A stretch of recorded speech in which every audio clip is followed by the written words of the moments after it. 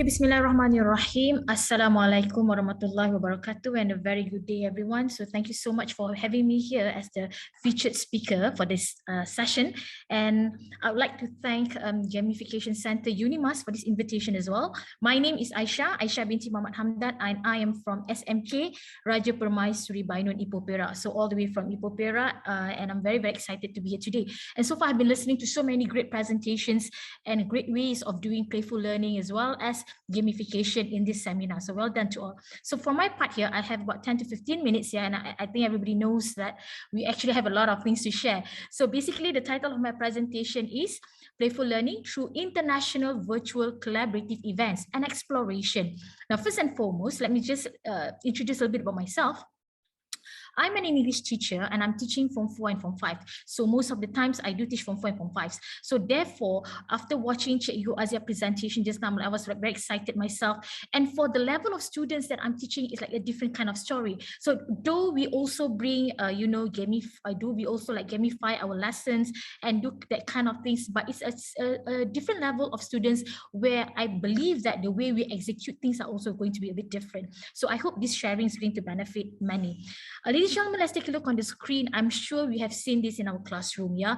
Boredom, disengagement, all these are very common in our lessons and language classrooms. So definitely gamification is a way of fun learning, playful learning. These are the pedagogies now. These are the approaches now that are much needed in order to help our learners to not look like this in our classroom settings, put it that way, okay? And the layout or the direction of my presentation today is, I would like to talk about what is fun learning, okay, playful learning, they are the same thing, and how do we create fun learning, as well as sharing some of my best practices, which I would like to highlight here, the International Virtual Collaborative Events, which is also a transdisciplinary learning, a form of a transdisciplinary learning, which is very much the theme of our seminar today. And finally, let's say we have some questions and answers. To begin with, ladies and gentlemen, play as defined by Shazan 2002, it occupies a realm outside of everyday events. We need to say that it has to do with all kinds of things that we imagine and trial action, anything that is possible. So again, to prevent those bored-looking students, disengaged learners in our classrooms. So we bring all kinds of things to spark our lessons. And for example, what you're seeing on the screen right now is a musical play which we did in 2019. At that time, for Form 5 SPM literature study was Sing to the Dawn, the musical. So we prep them, we staged them to 4,000 over audience in Jabatan Kebudayaan and Kesenian Negara, Negeri Perak. And this was the year where our GPMP for English language Form 5 was 1.2. So who says play, fun, music and all does not, do not contribute to, how do I say it? Performance or enhancements of our lessons. And the picture on the left is when we did a literature DIY, do-it-yourself literature exhibition, where, learners came up with all kinds of ways of explaining the literature stories and short stories and poems that they have been learning. Okay, actually I have, for my presentation today, I have a lot of, because mine is all in YouTube, so I don't have like in short video clips. I do not know how possible it is for me to share, but maybe a little. Highly immersive program aims to create a highly immersive and language-rich environment that promotes the use of putting down the volume a little so that I can speak. You can go onto my YouTube here to see that we worked on this is our musical play in 2019. Sing to the Dawn, the musical. Okay, and this took the whole Form 5, the whole of Form 5 to work on it together. And I am an English teacher in SMK Raja Permaisuri Bainun. And yes, I am the director of Sing to the Dawn, the musical. Sing to the Dawn, the musical was given recognition by ELTC and was also featured in School Times cover story last year. Okay, so that is a bit about it. All right, I'm going back to my slides now. All right, I'm going back to my slide.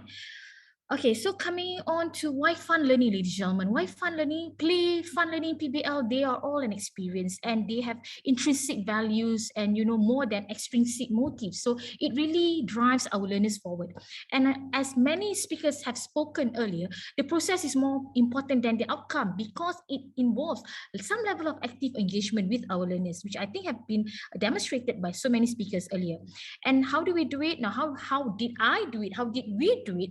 Well, of course, we have gamification, flipped classroom, and all this. And play here comes in many forms, yeah, which at secondary level, from 4, from 5 level, we have to somehow also address their maturity. And in addressing their maturity, we come up with all these kind of lessons as well as engagements to make them into the lesson. Let's talk about international virtual collaborative events, the one that I did this year. Now, during MCO, ladies and gentlemen, teachers, during MCO, we know that it's not very easy to work on our learners speaking, I would say speaking skill especially, because speaking requires very much, you know, face-to-face setting, and speaking requires all kinds of motivation. Now, when they are on their own behind a screen, how do we make them feel excited about speaking and also improve in their speaking as well as listening? And we came up with, so this is what we had, all right, international virtual collaborative event, a balloon debate. Okay, and a balloon debate here involving not just my school students, but also students from around Malaysia. We have College Genius Pintar, we have from MCKK, and we also invited students from Indonesia, Vietnam, as well as Japan. The background work, or the background work was not like very difficult, but it was not like very easy as well. So it was like a blend of everything. It's just that everything went very well, whereby I invited our Samuel Isaiah. Okay, you know who he is, everybody knows. So he was the facilitator as well as the commentator, and we had a fun way of making the students debate about extinct animals, about extinct animals. And how balloon debate is very much different from other types of debate. This is where, ladies and gentlemen, teachers, our speakers, do you see all the faces there on the screen? All our speakers, they were given a role. Okay, they were given a role, an animal each. For example, white rhinoceros, saola, lowland gorilla, vaquita. There are 11 animals altogether, and these students. They are in the role, in the character of these animals, and these are all extinct animals. Yeah, they have to speak why they should be safe or rescued. The idea of a balloon debate is basically these 11 animals are traveling in a hot air balloon, and the hot air balloon is sinking. We can only save about 3 animals in order for the balloon to sail its course. Therefore, we have to throw the rest of the animals. So each of these animals has to prove themselves not to be thrown, and instead they should be saved. So it was a very fun one. We had a few rounds of doing it. Everything was broadcasted and a live stream on YouTube. So again, I don't have any short video clips, but I will share with you our YouTube platforms, our YouTube link, so that you can go ahead and take a look. So let me just share with you the teaser for this. Okay, so this is our international virtual collaborative event. Yeah.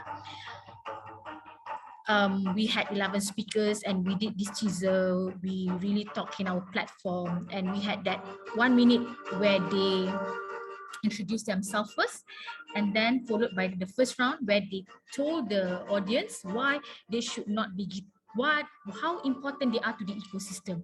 And the third round is the rebutting and also the refuting round. So basically, ladies and gentlemen, I think this worked magic. All right, it really was fantastic. We had over 6,000 viewers from so many places, not just in Southeast Asia, okay, and our students were able to mingle and also get connected with students from other countries. So we had from Japan as well, talking about a Sumatran tiger. Okay.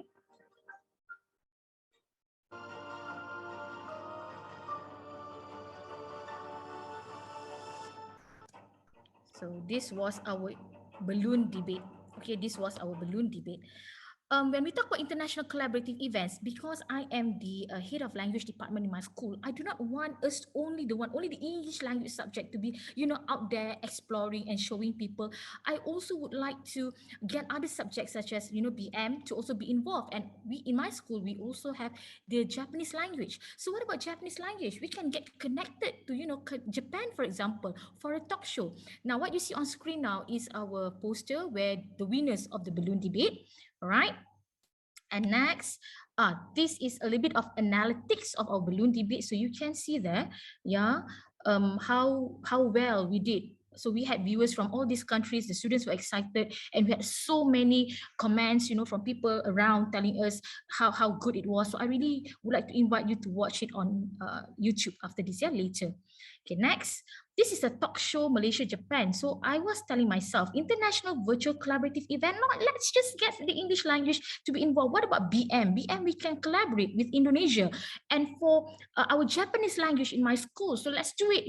A talk show Malaysia and Japan. And we invited a moderator who is a Japanese language trainer, and he was the one who was managing the whole discussion. So our students, as well as other Malaysian students, are able to use the Japanese language in an authentic setting. Now, this is what playful learning, fun learning is all about. Using the language, for example, the target language in an authentic setting where they find it's genuine and they find it's encouraging and also engaging. And not just them, ladies and gentlemen, also the viewers. All our students were watching every day, or everybody was excited, and we had more people talking in the comment section. So I find that really engaged learners as well. So let's just take a look at this teaser for our Japan talk show, Malaysia Japan talk show.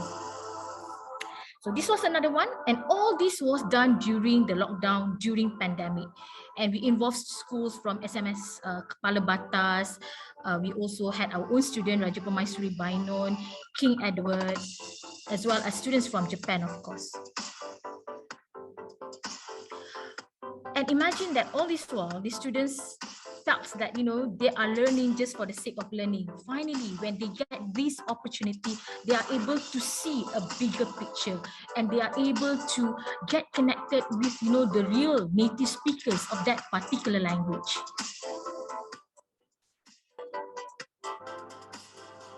Okay. How much time do I have, I wonder. Okay, a little bit more. So all these are students from Japan. Although we had what do you call that? A bit of problems in getting in touch with them. Because they do not use WhatsApp. The Japanese, they do not use Telegram. Everything was on email. But Alhamdulillah, with God's grace, everything went quite well.